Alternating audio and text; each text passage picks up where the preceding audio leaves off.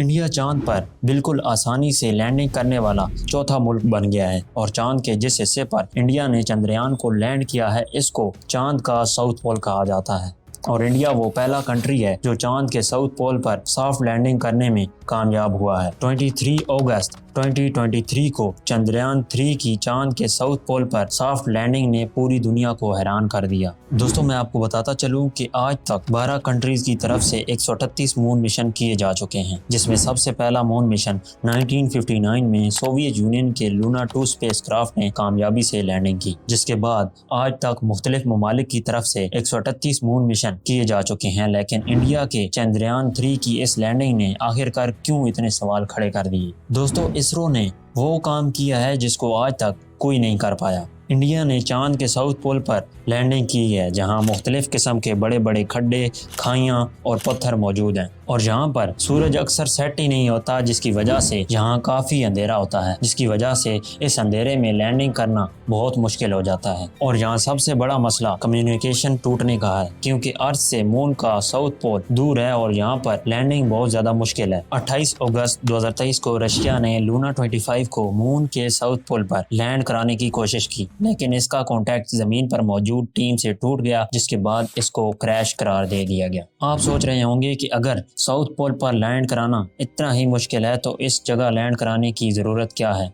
तो इसके बारे में मैं आपको बताता चलूं कि इसका फ़ायदा फ्यूचर में स्पेस मिशन के लिए आसानियां पैदा करना है। किसी भी रॉकेट को ज़मीन की ग्रेविटी से बाहर निकालना एक बहुत बड़ा और एक्सपेंसिव चैलेंज है। इस प्रोसेस में सिर्फ रॉकेट को लिफ्ट करने के लिए 5000 kg फ्यूल सिर्फ 1 सेकंड में इस्तेमाल होता है। तो आप इससे अंदाज़ा लगा लें कि ये रॉकेट स्पेस तक पहुंचने में कितना फ्यूल इस्तेमाल करता होगा। इसलिए साइंसदानों ने ये सोच रखा है कि क्यों ना चांद पर ही बेस बना दिया जाए, क्योंकि ज़मीन के मुकाबले चांद से अगर ये काम करना पड़े तो इस प्रोसेस में कम से कम फ्यूल इस्तेमाल होगा। आप सोच रहे होंगे कि चांद पर फ्यूल आएगा कैसे। तो दोस्तों, चांद के साउथ पोल पर वाटर आइस होने का ख्याल किया जा रहा है। तो अगर दोस्तों ऐसा है तो पानी से ऑक्सीजन और हाइड्रोजन को अलग करके इन दोनों गैसों को रॉकेट फ्यूल के तौर पर काम में लाया जाएगा और यही पानी पीने के लिए भी इस्तेमाल किया जाएगा। इसी रिसर्च के लिए तमाम पावरफुल ममालिक चांद पर जाना चाहते हैं, जिसमें इंडिया के चंद्रयान 3 ने कामयाब लैंडिंग की वजह से तारीख में अपना नाम लिखवा लिया है। और इस मून मिशन में इंडिया ने 615 करोड़ रुपए खर्च किए और कामयाब लैंडिंग कराने में कामयाब हो गए। चंद्रयान 3 3 कंपोनेंट्स पर मुश्तमिल है, जिसमें पहला प्रोपल्जन मॉड्यूल जो लैंडर और रोवर दोनों को चांद के ऑर्बिट तक लेके गया, और दूसरे नंबर पर विक्रम लैंडर,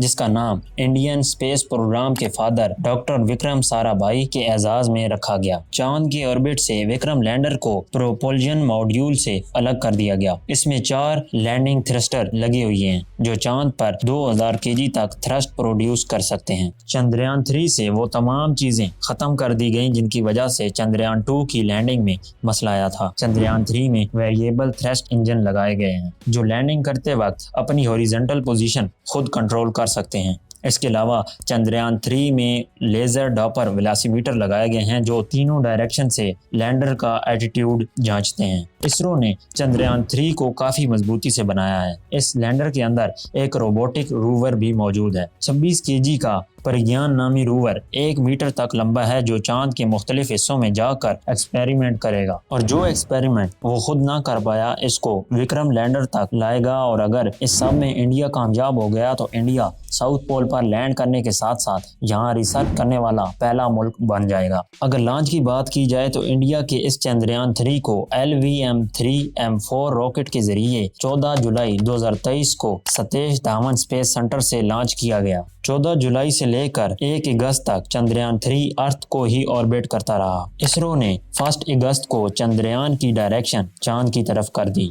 और पहले दिन चंद्रयान 3 ने चांद के गिर्द एक बहुत बड़ा ऑर्बिट किया और फिर एक दिन करके और ज्यादा करीब होता गया। 17 अगस्त को विक्रम लैंडर प्रोपल्जन मॉड्यूल से अलग होकर और ज्यादा चांद के करीब हो गया। 23 अगस्त को सिर्फ 30 किलोमीटर फासला रह गया तो विक्रम लैंडर के थ्रस्टर ऑन कर दिए गए और ब्रेकिंग सिस्टम शुरू कर दिया गया। जब आखिर के 150 मीटर रह गए तो विक्रम लैंडर को 30 सेकंड का होवर करवाया गया ताकि परफेक्ट लैंडिंग की जा सके। और आखिरकार 6:02 पर विक्रम लैंडर ने चांद के साउथ पोल पर कामयाब लैंडिंग करके एक तारीख रकम कर दी। कुछ सवाल ये उठाए जा रहे हैं कि 14 दिन तक विक्रम लैंडर और प्रोग्राम रोवर का क्या होगा, क्योंकि साउथ पोल पर 14 दिन तक रोशनी नहीं पड़ती। तो इसमें मैं आपको बताता चलूं कि प्रोग्राम रोवर का जमीन पर मौजूद इसरो की टीम से राब्ता खत्म हो जाएगा, लेकिन वो विक्रम लैंडर के साथ कांटेक्ट में रहेगा और फिर विक्रम लैंडर इसरो की टीम तक इम्पोर्टेंट इंफॉर्मेशन पहुंचाता रहेगा। इन 14 दिन के अंधेरों में वो कोई काम नहीं करेंगे जिससे उनकी बैटरी बच सकेगी। दोस्तों, आपको आज की ये वीडियो कैसी लगी कमेंट सेक्शन में जरूर बताना और अपना बहुत सारा ख्याल रखना। अल्लाह हाफिज।